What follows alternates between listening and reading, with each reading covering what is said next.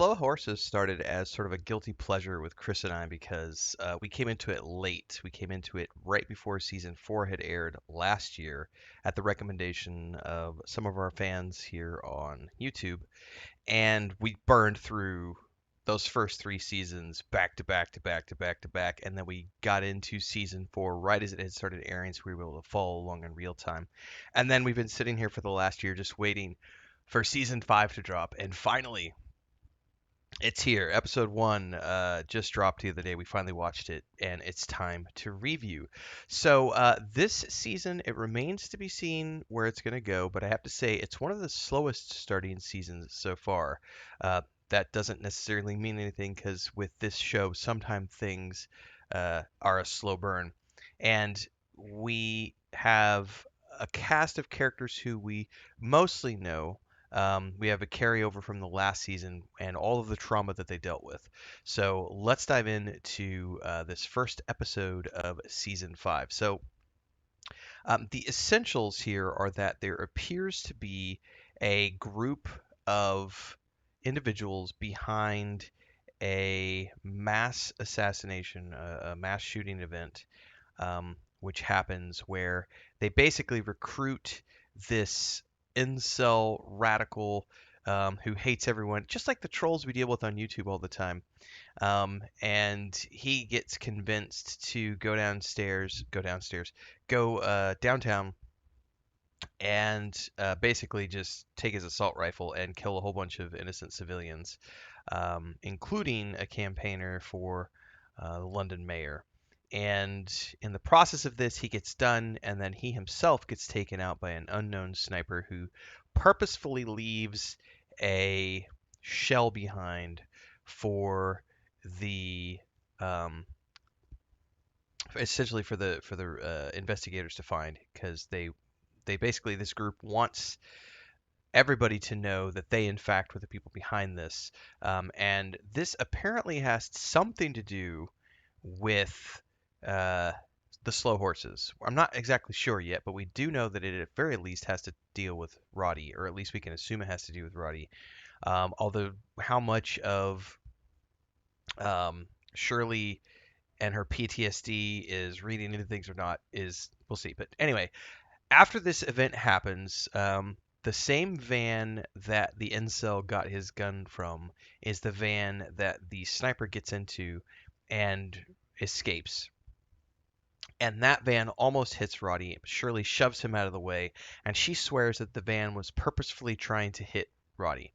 No one believes her at the office. Everyone thinks she's off her rocker. She's paranoid about what happened in the previous season where they got attacked in their office, and they, because she's been using drugs, they assume that she's just off the deep end. But over the course of the first episode, we come to realize that she's probably not off her rockers, although at least not entirely, because by the end of the episode, we see Roddy end up at a bar where he's dancing with this girl who is way out of his league, super hot, and he gets into a car with her and gets in a taxi and he's falling hard.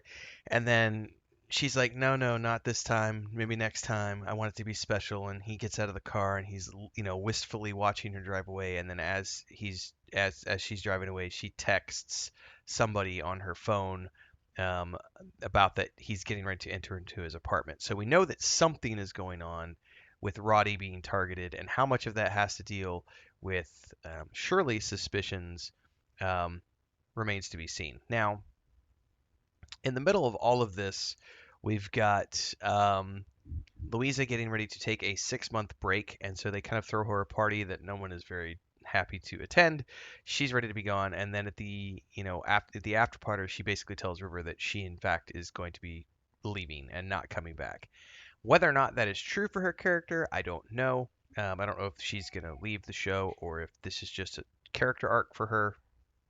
Um, River, kind of gives her a kiss jokingly, but also, she's basically is like, "What the hell, dude?" And they have this moment where he's like, "Well, I'll just call you in a few weeks," and she's like, "No, I think this is a situation of I'll call you whenever I'm ready." And he's like, "Damn, all right, whatever." And he's obviously feeling a little miffed by her. But okay, gives her space, walks off, and leaves her. And that's when he ends up going to the club to meet up with Shirley to see what's going on with Roddy.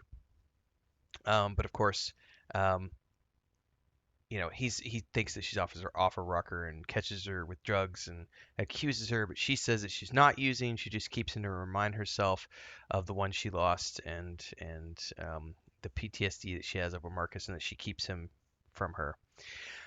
Um, in the middle of all of this, um, we've got essentially quick commercial break, everyone, to celebrate and give thanks to all of these amazing people who keep me on the air full time. Really appreciate the support. All you got to do is join as a member. You get access to private videos. You can also do super thanks on any upload or super chats and stickers on any live stream or premiere you see. And beyond that, don't forget we're multi streaming over on Twitch now, so you can support over there as well.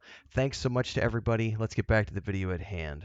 Standish telling the uh, Standish partially believes Shirley, but the problem is Shirley is so drugged out of it that we're not quite sure whether or not she's somebody that can be believed or not. But she at least believes her enough that she wants River to come in and and and help with things, which is something that at least it gets her to go and give her suspicions to Lamb, but he kind of blows it off and he's like, it could be something like the van and everything else, but I don't want to get everybody riled up. Let's just kind of see where it goes. And he just kind of blows her off.